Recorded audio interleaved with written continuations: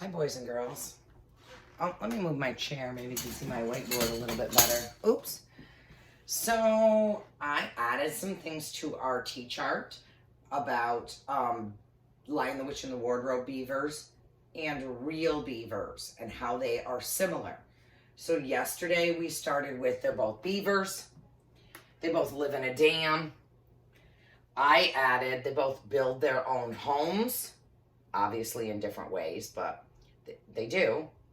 And they both catch fish, again, in different ways. Mr. Beaver catches fish sort of the way we would catch a fish. But real beavers, they catch fish as well. So I added those to the ways that they are the same or similar. And I want you to go ahead and add those to the ways that they are the same or similar as well today to your T-chart. So after today, we'll have two completed T-charts, one with how real beavers and Mr. and Mrs. Beaver from Lion, the Witch, and the Wardrobe are the same, and one about how they are different. And then next week, we'll use that information to do a little compare and contrast writing about Lion, the Witch, and the Wardrobe beavers compared to real beavers. Okay, we'll do that next week, and we'll have all week to kind of tweak it. So today, and I am here, I'll move my camera in just a moment. Today, I want to read chapter 15 to you. I am sure that you are very curious to know what is happening with Aslan and what's going to happen with the children and the witch and things like that. So I am here to, hello, I am here to read this. Let me get this camera positioned right. There we go, that's better, right? So I am here to read chapter 15 of Lion, the Witch, and the Wardrobe to you. And we're going to find out what is going to happen, okay? I do want to talk about some of the vocabulary words that you might hear as I read chapter 15. Like shrilling, making a high, shrill sound, shrieking sound. Vile means disgusting or gross. Stead, it's a place. Giddy, causing dizziness. And slacking, slowing. So those are some of the things that you may hear in the chapter Deep Magic from Before the Dawn of Time. Deeper magic before the dawn of time. That's this next chapter. I think you'll find it quite interesting. Here we go. Well, the two girls stood crouched in the bushes with their heads over their faces. They heard the voice of the witch calling out, "Now follow me all, and we will set about what remains of this war. It will not take us long to crush the human vermin and the traitors, now that the great fool, the great cat, lies dead." At this moment, the children were, for a few seconds, in very great danger. For with wild cries and the noise of shrilling pipes and shrieking horns blowing, the whole of the vile ramble came sweeping off the hilltop and down the slope right past their hiding place. They felt the specters go by them like a cold wind, and they felt the ground shake beneath them under the galloping feet of the minotaurs. And overhead there went a flurry of foul wings and a blackness of vultures and giant bats. At any other time, they would have trembled with fear, but now the sadness and shame and horror of Aslan's death so filled their minds that they hardly thought of it. As soon as the wood was silent again, Susan and Lucy crept out onto the open hilltop. The moon was getting low and the thin clouds were passing across her. But still, they could see the shape of the lion lying dead in his bonds. And down they both knelt in the wet grass and kissed his cold face and stroked his beautiful fur, what was left of it, and cried till they could cry no more. And then they looked at each other and held each other's hands for mere loneliness and cried again, and then again were silent. At last, Lucy said, "I can't bear to look at that horrible muzzle. I wonder, could we take it off?" And here's a picture of that whole vile bunch of creatures that went past them in their hiding place.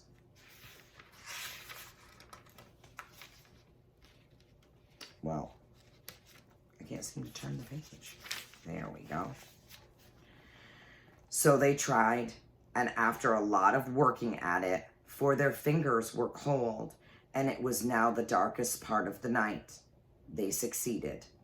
And when they saw his face without it, they burst out crying again, and kissed it, and fondled it, and wiped away the blood and the foam as well as they could. And it was all mere lonely and hopeless and horrid than I could ever know how to describe. "I wonder, could we untie him as well?" said Susan presently. But the enemies, out of pure spitefulness, had drawn the cord so tight that the girls could make nothing of the knots. I hope no one who reads this book has been quite as miserable as Susan and Lucy were that night.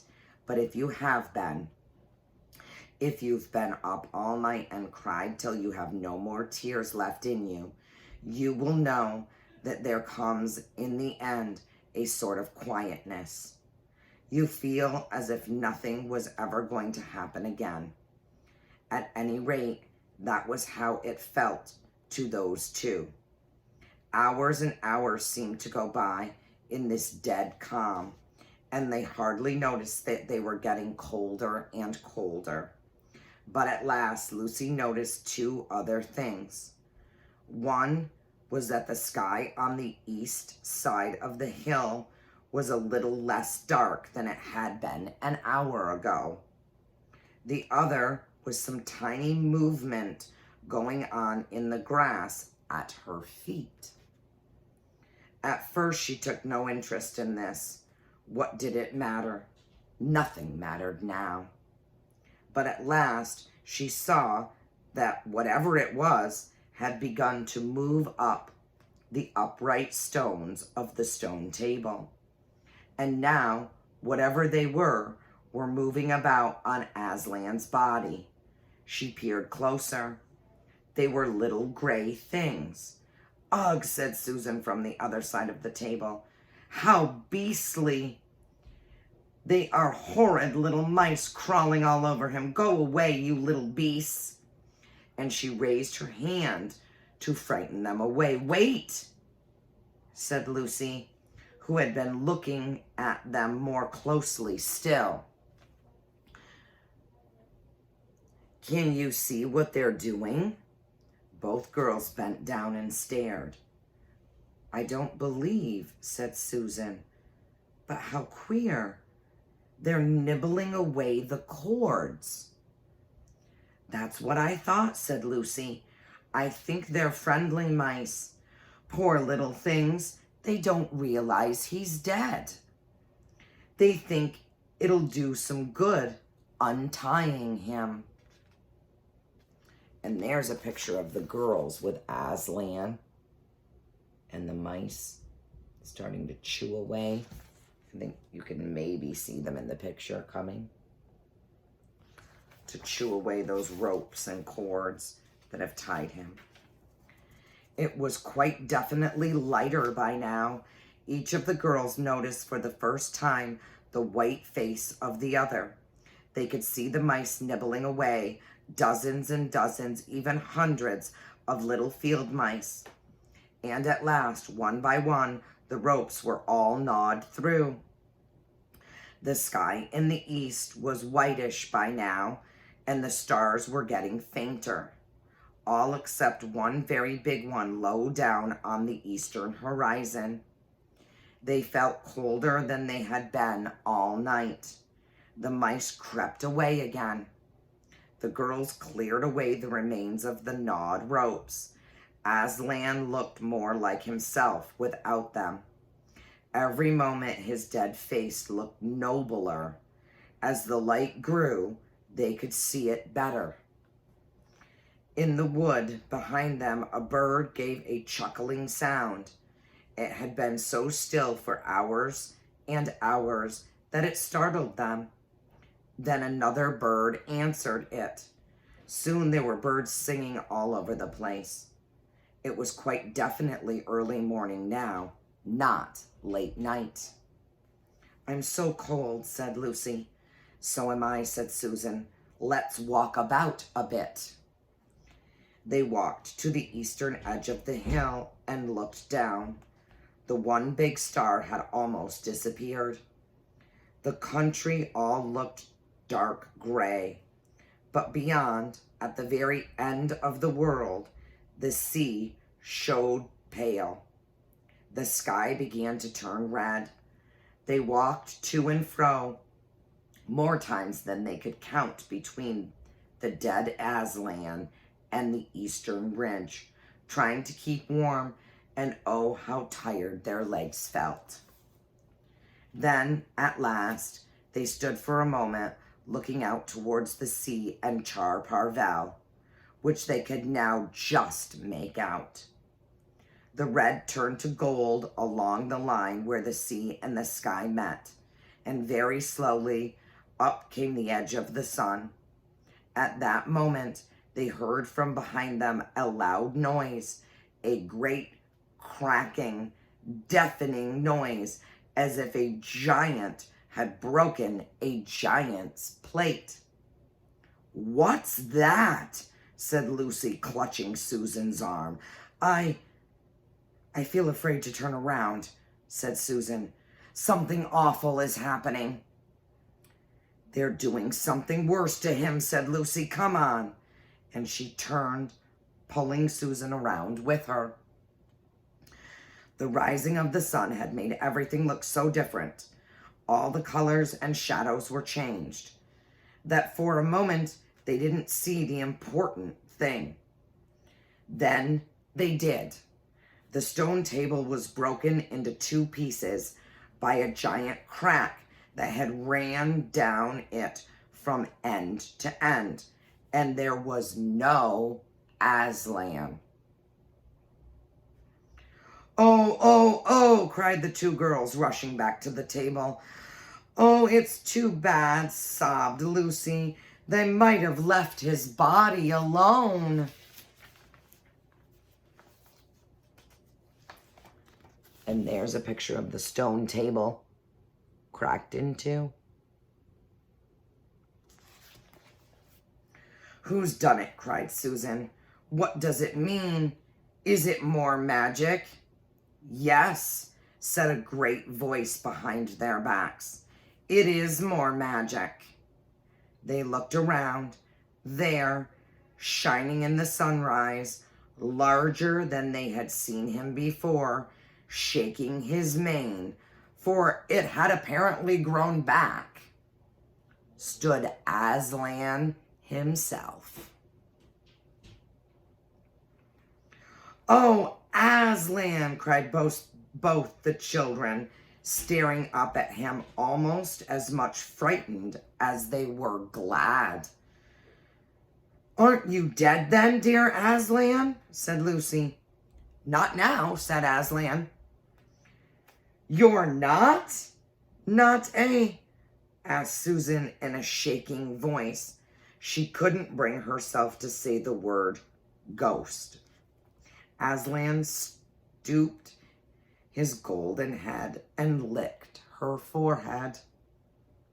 The warmth of his breath and a rich sort of smell that seemed to hang about his hair came all over her.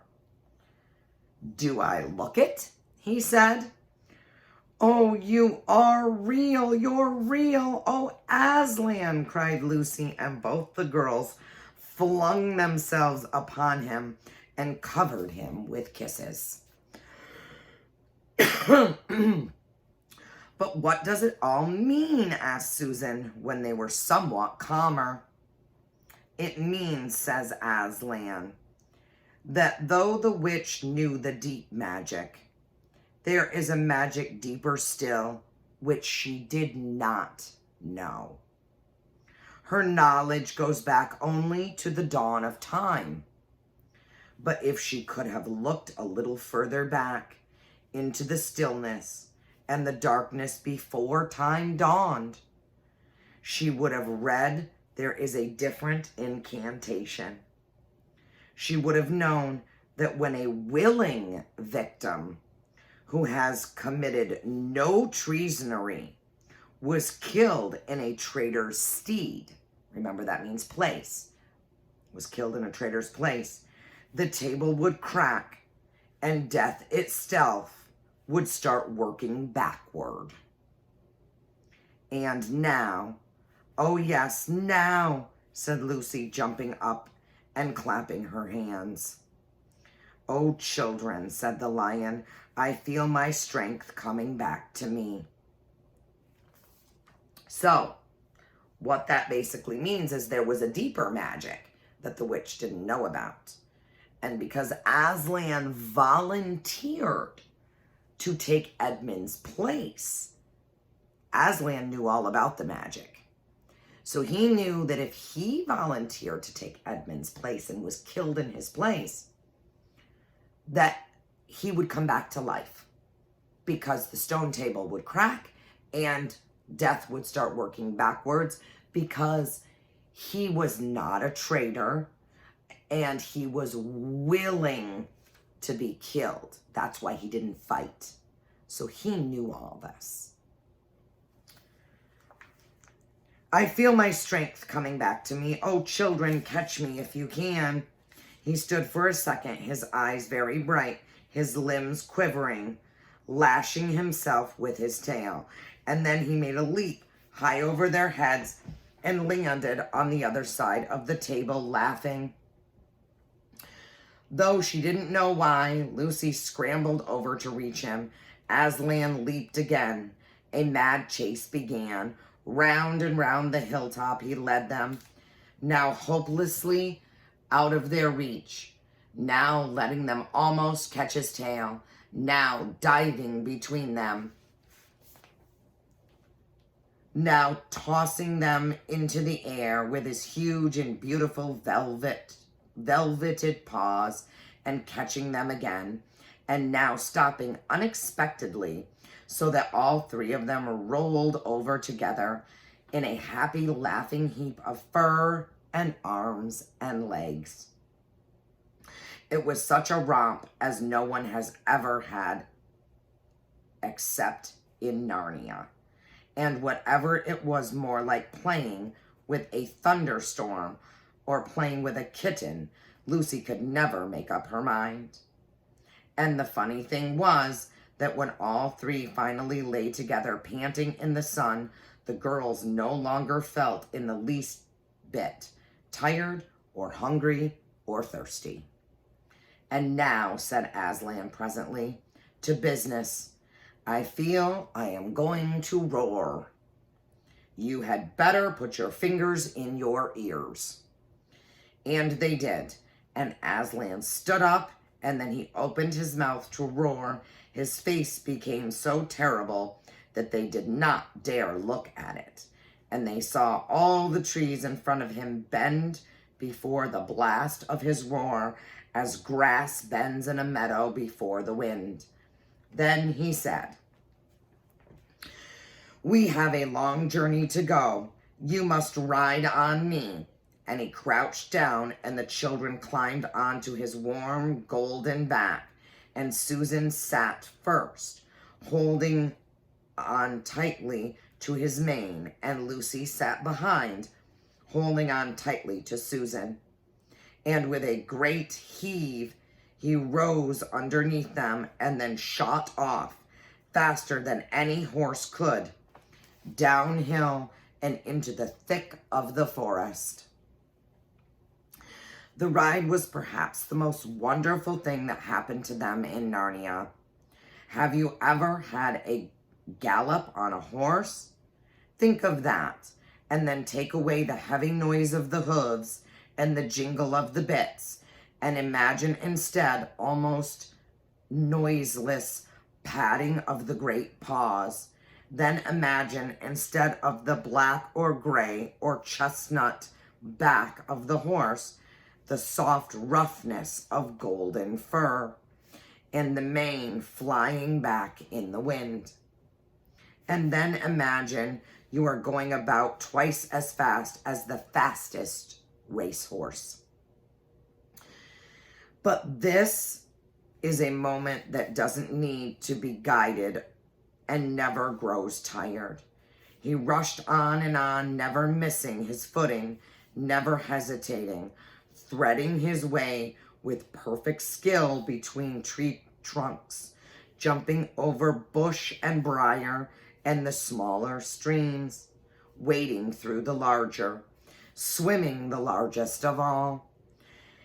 And you are riding not on a road, nor in a park, nor even on the downs, but right across Narnia in spring, down solemn avenues of beech and across sunny glades of oak, through wild orchards of snow-white cherry trees, past roaring waterfalls and mossy rocks and echoing caverns, up windy slopes all lit with gross bushes, and across the shoulders of hearty mountains, and along giddy ridges, and down, down, down again into wild valleys, and out into acres of blue flowers. It was nearly midday when they found themselves looking down a steep hillside at a castle. A little toy castle it looked from where they stood, which seemed to be all pointed towers. But the lion was rushing down at such a speed that it grew larger every minute, and before they had time to even ask themselves what it was, they were already on a level with it. And now it no longer looked like a toy castle, but rose frowning in front of them. No face looked over the battlements, and the gates were fast shut. And Aslan, not at all slacking his pace, rushed straight as a bullet towards it. "The witch is home," he cried. "Now, children, hold tight." Next moment, the whole world seemed to turn upside down, and the children felt as if they had left their insides behind them. For the lion had gathered himself together for a great leap than any he had yet made, and jumped, or you may call it flying rather than jumping, right over the castle wall. The two girls, breathless but unhurt, found themselves tumbling off his back in the middle of the wide stone courtyard full of statues. That's the end of chapter 15. So it's a much happier chapter than 14, isn't it? And they are now at the witch's house in the courtyard with all those statues. So, we're going to find out what happens, why they're there, but not until Monday. So today, I want you to do the T-chart, add a couple of things to your T-chart so that you have that. And then,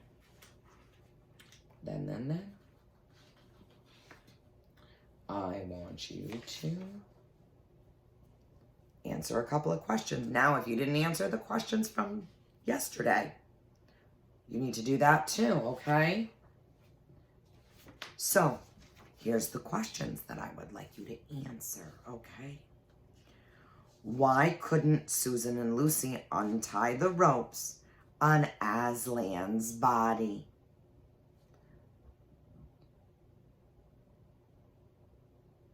What were the mice doing?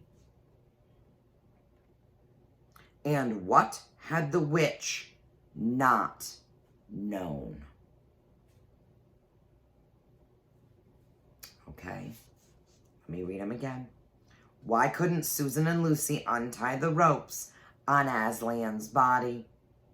What were the mice doing? And what had the witch not known? And it is Friday, so that is all I'm going to have you do today, okay? Oh, also, you have one lap book page for chapter 15. That's it. Should say chapter 15 in the corner. It says roar right on the top. Why do you think Aslan roared? Okay? So you're going to cut it out. Here, here, here. Then this is not for cutting. This is for folding like this. So that then when you open it, you'd have your answer on the inside. Okay?